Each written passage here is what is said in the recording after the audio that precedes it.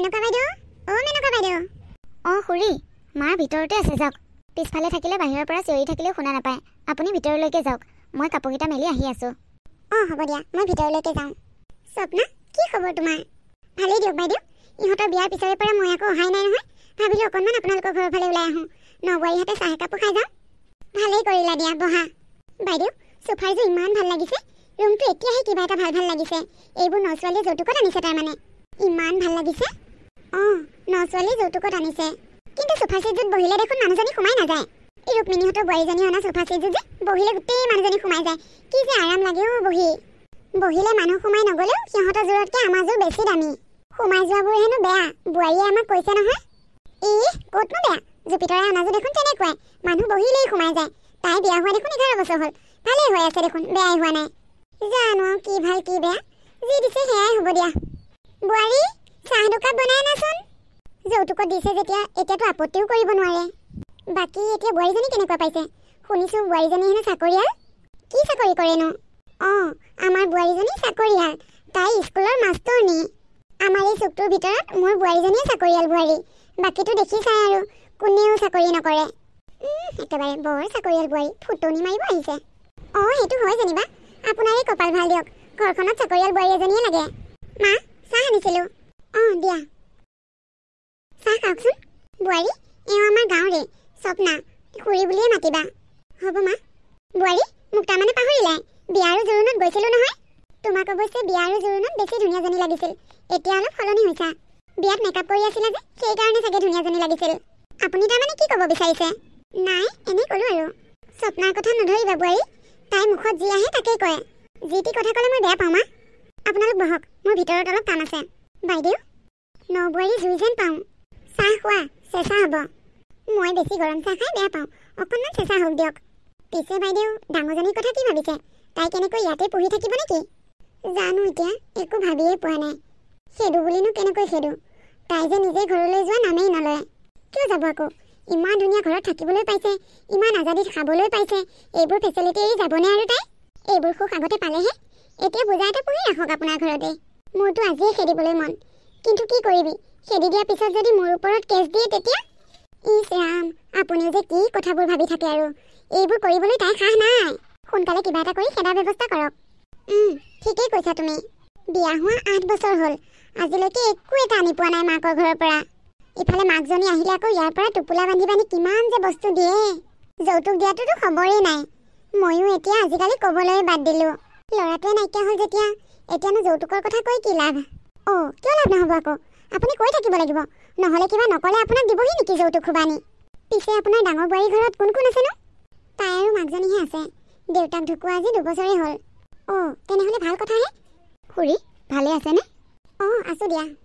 বহুত দিনৰ মূৰত আহিলে আপুনি আমাৰ ফালে। মই ঘৰত নাছিলোঁ নহয়, ছোৱালীজনীৰ ঘৰত আছিলোঁগৈ। তোমালোকৰ সৰু বাবাৰ বিয়া পিছদিনাখনেই মোৰ ছোৱালীজনীৰ নাতিপোনা এটা হ'ল নহয়, তাতে আছিলোঁগৈ। 2 মাহ হোৱাতহে আহিব পালোঁ।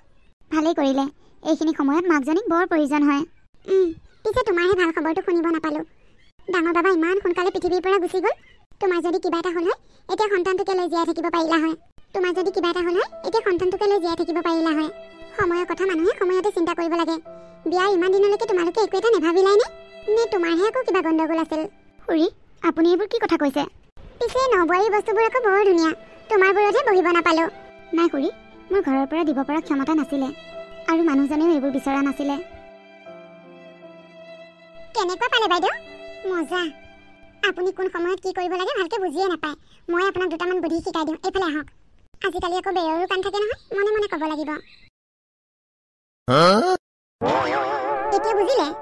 বুজিলোঁ। ঠিক মই কোৱা ধৰণে কৰিব। কথাতে কয় নহয়, খহোঁতে খহোঁতে শিলুক হৈ যায় বুলি। ক'ৰ পৰা যে কি মানুহবোৰ আহে নহয়, দেখিবলৈ মন নাযায়। মুনু, কি হ'লো? বৰ খং উঠি থকা যেন লাগিছে দেখোন। বৌ, মাৰ লগত যে বহি আছে মানুহজনী, কাৰ লগত কেনেকৈ কথা পাতিব লাগে তাকো নাজানে। আজি প্ৰথম দিন বুলিহে এৰি দিছোঁ। হ'ব দিয়া মুনু, খং কৰিব নালাগে। তেওঁ তেনেকুৱাই, বয়সত ডাঙৰ হ'লেও ক'ত কথাবোৰ কেনেকৈ ক'ব লাগে তেওঁ নাজানেই। আমাৰ মাৰ লগত আকৌ পুৰা বেষ্ট ফ্ৰেণ্ড দেই। মোৰ যে তেখেতৰ কথাবোৰ শুনি বহুত খং উঠিছে, সেইকাৰণে এনেকৈ বহি আছোঁ। যাওঁ, কাম কৰোঁগৈ, পাকঘৰত ঢেৰ কাম আছে। ব'লা, ময়ো তোমাক সহায় কৰোঁগৈ। দুইজনীয়ে মিলি কামখিনি কৰিলে সোনকালে হ'ব। সহায় কৰিলেতো মই ভালেই পাওঁ। সৰুৰ পৰাই কাম কৰা অভ্যাস নাই যে মোৰ, কাম কৰিবলৈ বিৰাট এলাহ লাগে। আমাৰ ঘৰত 2জনী কাম কৰা মানুহ। হয় নেকি? আমাৰ ইয়াত আকৌ মানুহৰ ঘৰত কাম কৰা মানুহ নাৰাখে নহয়। সকলো মানুহে নিজৰ কাম নিজেই কৰে। আৰু এটা কথা বৌ, ইয়াত মাইকী মানুহবোৰে বেছিকৈ চাকৰি নকৰে যেন পাইছোঁ। তেনেকৈ নকৰে বাৰু। চাকৰি কৰিলে আকৌ ঘৰৰ কামবোৰ কৰাত অকণমান প্ৰব্লেম হয় যে। সেইটো হয় বাৰু। গতিকে মাইকী মানুহবোৰে ঘৰৰ কামবোৰকে কৰে আৰু মতা মানুহবোৰে চাকৰি বাকৰি কৰে। মোৰহে দিগদাৰ হ'ব যেন পাইছোঁ। স্কুলো যাব লাগিব টাইমত, ঘৰৰ কামো কৰিব লাগিব, কাম কৰা মানুহো নাৰাখে। তোমাৰ একো দিগদাৰ নহয়, মই আছোঁ নহয়। তুমি টাইমত স্কুললৈ গুচি যাবা, ঘৰৰ কাম মই কৰিম। থেংক ইউ বৌ। ব'লা এতিয়া আমি কামত লাগোগৈ। ব'লা।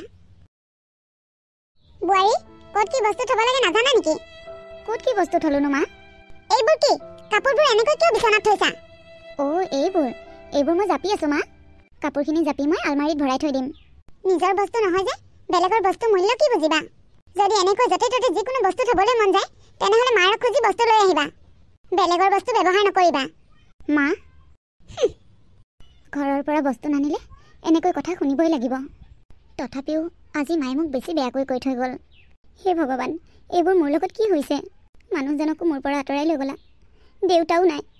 মই এতিয়া কেনেকৈ সম্পত্তি আনো? মাকতো মই এইবোৰ কথা ক'বও নোৱাৰোঁ।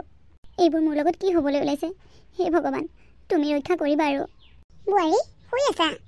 তোমাৰ চাগে স্কুললৈ অহা যোৱা কৰোঁতে বৰ কষ্ট হৈছে ন? কষ্ট অলপ হৈছে, স্কুলখন দূৰ যে। মা, মই আপোনাক এটা কথা কওঁ। মোৰ ৰুমলৈ সোমাওঁতে এনেকৈ মাতবোৰ নিদিয়াকৈ ঘপককৈ সোমাই নাহিব, বাহিৰৰ পৰাই মাত দিব। হ'ব দিয়া, আজিৰ পৰা নোসোমাওঁ বাৰু। এইজনীয়ে টানকৈ ক'লেও শুনিব লাগিব। চাকৰি কৰে, টকা আছে হাতত। আজিকালি টকা থাকিলেই সকলো। মা, আপুনি এতিয়া ইয়াৰ পৰা যাওক, মই অকণমান আৰাম কৰোঁ। মূৰটো বৰকৈ বিষাইছে। মা, মা। বোৱাৰী, আপুনি এতিয়া ইয়াৰ পৰা যাওক, মোৰ মূৰটো বৰ বিষাইছে, মই অকণমান ৰেষ্ট কৰোঁ। যাওঁ দিয়া। তোমাক মই মূৰটো অলপমান মালিচ কৰি দিম নেকি? আপুনি যদি বেয়া নাপায় দিলে দিব পাৰে। দিছোঁ ৰ'বা। এই কেনেকৈ মিঠা মিঠাকৈ তেল মাৰি মাৰি ভুলাই থাকিব লাগিব। তাইক মোৰ হাতৰ মুঠিত ৰাখিব লাগিব, তেতিয়াহে মই ৰাজৰাণীৰ দৰে থাকিব পাৰিম। মা, কি ভাবি আছে?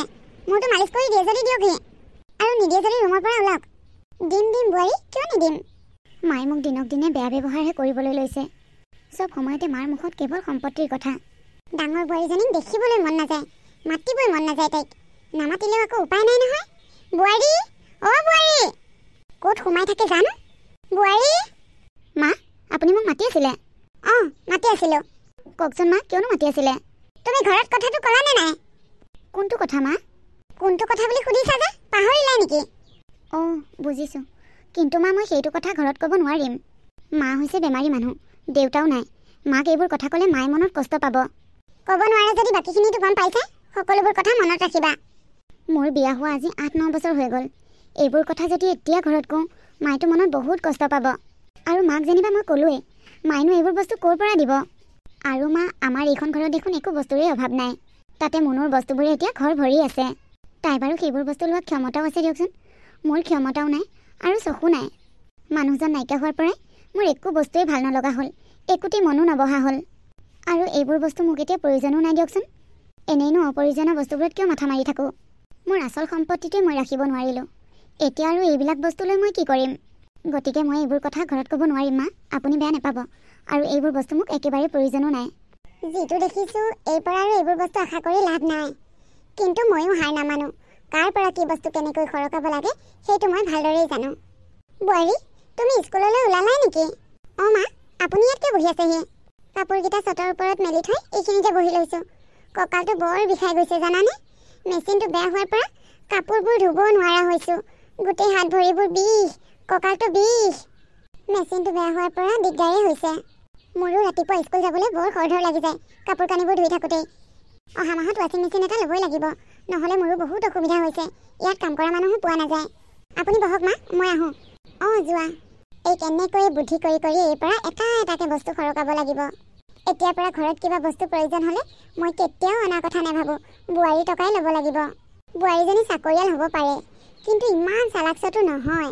মিহি মিহিকৈ কথাবোৰ ক'লে তাই বুজিয়েই নাপায়। চেং জেংকৈ কথা কৈ কাজিয়া কৰাতকৈ এনেকৈ মিহি মিহিকৈ কথা কৈ তাৰ পৰা এটা এটাকৈ বস্তুবোৰ সৰকাব লাগিব। বোৱাৰী, স্কুললৈ যোৱা। খুৰী, স্কুললৈ যাওঁ। শাহুৱেৰা আছেনে ঘৰত? মই তোমালোকৰ ঘৰলৈ আহিছিলোঁ। আছে। তুমি চাগে গাড়ীলৈকে ৰৈ আছা? গাড়ীলৈ ৰৈ আছোঁ। এনেকৈ স্কুললৈ ওলাই গাড়ীলৈকে ৰখি থকাতকৈ তোমালোকৰ ইমান টকা পইচা আছে, তুমিও চাকৰি কৰা, গাড়ী এখনকে লৈ নোলোৱা কিয়? এইবাৰ হেলিকপ্টাৰ এখনকে কিনিম বুলি ভাবিছোঁ। বেয়া হ'ব নেকি খুৰী? এইজনীৰ মুখখন বৰ লাওপাত কচুপাত। কি হ'ল খুৰী একো নকলে যে মই আহোঁ দিয়া তুমি যাবা জোকাবলৈ আৰু মানুহ বিচাৰি নাপালে আমাৰ মাও যে কেনেকুৱা কি ধৰণৰ মানুহবোৰৰ লগ হয় ইমান ফাল্টু মানুহৰ লগ হয়নে বাৰু মায়ে যে বুক ইমান কথা শুনাই থাকে সম্পত্তি অনাৰ কথা কৈ থাকে চব এই মানুহজনীৰ কাৰণে হৈ আছে হ'বলা এই মানুহজনীয়ে মাৰ লগত কিনো কথা পাতে জানো এই মানুহজনী আমাৰ ঘৰৰ পৰা অহাৰ পিছতে আমাৰ ঘৰখনত নতুন কিবা এটা নহয় কিবা এটা আৰম্ভ হয় বেচেৰী বৌজনী অকলে অকলে ঘৰখনৰ গোটেই কামবোৰ কৰি ফুৰে তাৰপিছতো মায়ে ইমান কথা শুনোৱাই মাক এই মানুহজনীৰ পৰা লগ এৰুৱাব লাগিব ভালদৰে কথাবোৰ বুজাব লাগিব দাদাও নাই বৌ বাপেকো নাই সেই বুঢ়ী মানুহজনীক বৈনো এতিয়া বাৰু সম্পত্তিৰ কথা ক'ব পাৰেনে মায়ে সেইখিনি কথাও বুজি নাপায় আচলতে এই মানুহজনীৰ কাৰণেই চব হৈ আছে এই মানুহজনীক আমাৰ ঘৰলৈ অহা যোৱাটো এৰুৱাব লাগিব